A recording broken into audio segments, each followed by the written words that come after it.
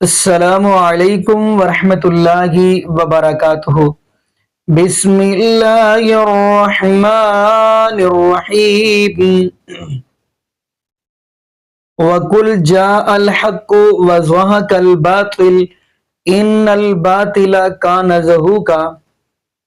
جی ناظرین، آج ہم گفتگو کرنے جا رہے ہیں، وہ آپ نے دیکھا ہی ہوگا سوشل میڈیا پہ بریلوی مولویوں نے مفتی منیب الرحمان حفظہ اللہ تعالیٰ کے اوپر کہیں کفر کے فتوے لگائیں، کہیں اسلام سے خارج کے فتوے لگائیں، کہیں ان کا نکاح ٹوٹنے پہ فتوے لگائیں۔ اب کیا کیا بتاؤں آپ کو۔ تو آخر قصور ان کا یہی تھا، جرم ان کا یہی تھا کہ وہ دیوبند کی مدرسہ میں چلا گیا یا ان کو ادھر نماز پڑھ لی۔ تو ناظرین، آج انہوں نے بات واضح کر دی، مفتی منیب الرحمان حفظہ اللہ تعالیٰ نے۔ انہوں نے کہا کیا یہ امام محمد رضا خان بریلوی، کیا ان کی بات حرف آخر ہے؟ نہیں۔ کیا یہ معاذ اللہ نبی ہے کوئی جو ہم اس کی بات مانے؟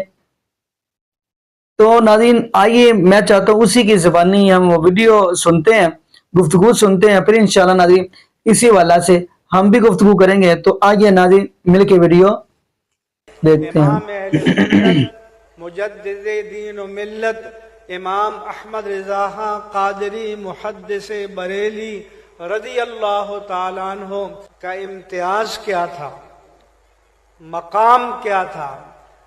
وہ یہ نہیں کیا کہ صرف لکیر کے فقیر بنے رہیں، یہ نہیں کیا کہ جو ماضی سے روایت ملی اس کو آگے لے کر چلیں، بلکہ اس کے ساتھ یہ بھی کیا کہ اپنے عہد کے تقاضوں کے مطابق اجتہاد کریں۔ لوگ تعاقب کرتے ہیں کہ امام اہل سنت نے تو یہ کہا تھا، ہمارے اکابر نے تو یہ کہا تھا، آپ ان کی راہ سے ہٹ رہے ہیں۔ یہ راستہ، یہ شعار تو انہوں نے ہمیں بتایا ہے۔ کیوں کہ انہوں نے اپنے سے پہلے اکابر سے اختلاف کیا۔ انہوں نے علامہ ابن عابدین شامی سے اختلاف کیا، انہوں نے فقیہ النفس امام قاضی خان سے اختلاف کیا، اور فقیہ النفس کے معنی یہ ہیں کہ ایسا خوش نصیب انسان کہ جس کے ذہنی اور فکری اور علمی ڈھانچے کو اللہ تعالیٰ نے فقہ اور فقاہت کے سانچے میں ڈھال لیا ہو۔ تو ان سے اختلاف کیا، اور امام اہل سنت نے اسے تطفلات سے تعبیر کیا کہ چھوٹا منہ بڑی بات، اور فرمایا کہ امام اہل سنت کے ہزاروں تطفلات ہیں، لیکن کوئی مجدد معصوم نہیں ہوتا۔ اور یہ بھی فرمایا کہ کسی مجدد نے یہ نہیں کہا کہ اب میں اجتہاد کا سلسلہ ختم کر کے دروازے کو تالا لگا کر جا رہا ہوں، بلکہ انہوں نے ہمارے لیے نئی جہتیں اور نئے راستے کھولے، اور ہم اگر ان سے بھی اختلاف کرتے ہیں تو ان کی سنت پر عمل کرتے ہوئے اختلاف کرتے ہیں۔ کہ جس طرح انہوں نے دلائل کی روشنی میں اپنے اکابر سے اختلاف کیا، اسی طرح سے ہم بھی دلائل کی روشنی میں ان سے اختلاف کر سکتے ہیں۔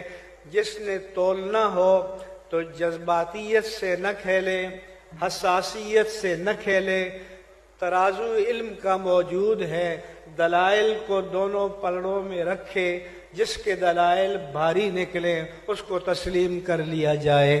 امام اہل سنت اپنے دور میں اس وقت کے تقاضوں کے مطابق تعلیم نسواں کے مخالف تھے، خواتین کو کتابت یعنی لکھنے کی تعلیم دینے کے، علم دینے کے مخالف تھے۔ میں کہ الا تعلمین ہذہ رقیۃ النملۃ کما علمتیھا الکتابہ، اے شفا تم حفظہ کو چیونٹی کے کاٹنے کا دم کیوں نہیں سکھا دیتی جس طرح کہ تو نے ان کو لکھنا پڑھنا سکھایا ہے۔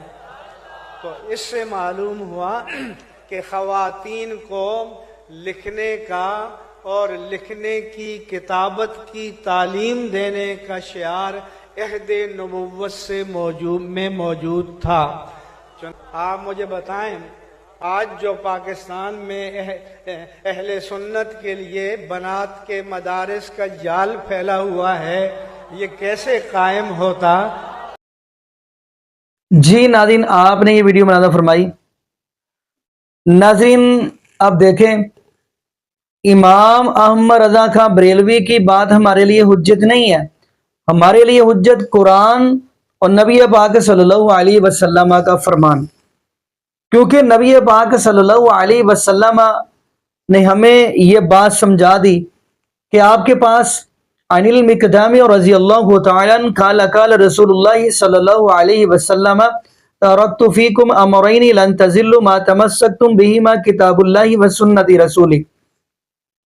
نبی پاک صلی اللہ علیہ وسلم فرماتے ہیں، حضرت مقدام اس حدیث کے راوی ہیں، فرماتے ہیں کہ میں چھوڑے جا رہا ہوں آپ کے پاس دو چیزیں، ایک اللہ کا قرآن، دوسرا نبی پاک صلی اللہ علیہ وسلم کا فرمان۔ جب تک آپ اس کو مضبوطی سے تھامے رکھو گے آپ ہرگز نہیں گمراہ ہو سکتے۔ تو ناظرین یہاں پہ ایک اور حدیث سناتے چلیں۔ نبی پاک صلی اللہ علیہ وسلم نے فرمایا کہ میں آپ کے پاس ایک قرآن، دوسرا اپنا اہل بیت چھوڑ کر جا رہا ہوں۔ نبی پاک صلی اللہ علیہ وسلم کا فرمان ہے۔ بلکہ اہل بیت کے بارے میں یہ بھی نبی پاک صلی اللہ علیہ وسلم نے فرمایا کہ میرے اہل بیت کے ساتھ محبت کریے گا، اہل بیت کے ساتھ محبت کریے، 3 مرتبہ یہ جملہ فرمایا۔ تو ناظرین اگر پوری نماز دیکھی جائے تو پوری نماز کے اندر ہی اہل بیت کا ذکر ہے۔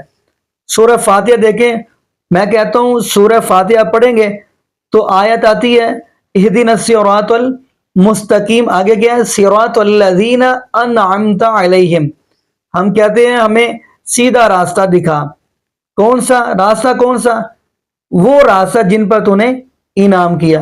تو کن پر انعام کیا؟ وہ نبی پاک صلی اللہ علیہ وسلم کے اہل بیت ہے۔ اگر آپ اتحیات پڑھیں گے تو اس کے اندر بھی السلام علینا وعلی عباد اللہ الصالحین۔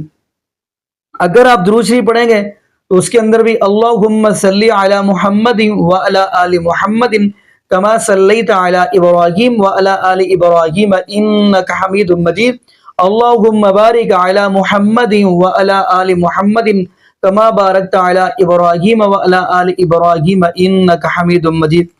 پوری نماز کے اندر اہل بیت کا ذکر ہے۔ اتنی دیر تک نماز مکمل ہی نہیں ہوتی جب تک ہم اہل بیت پہ درود نہ پڑھیں۔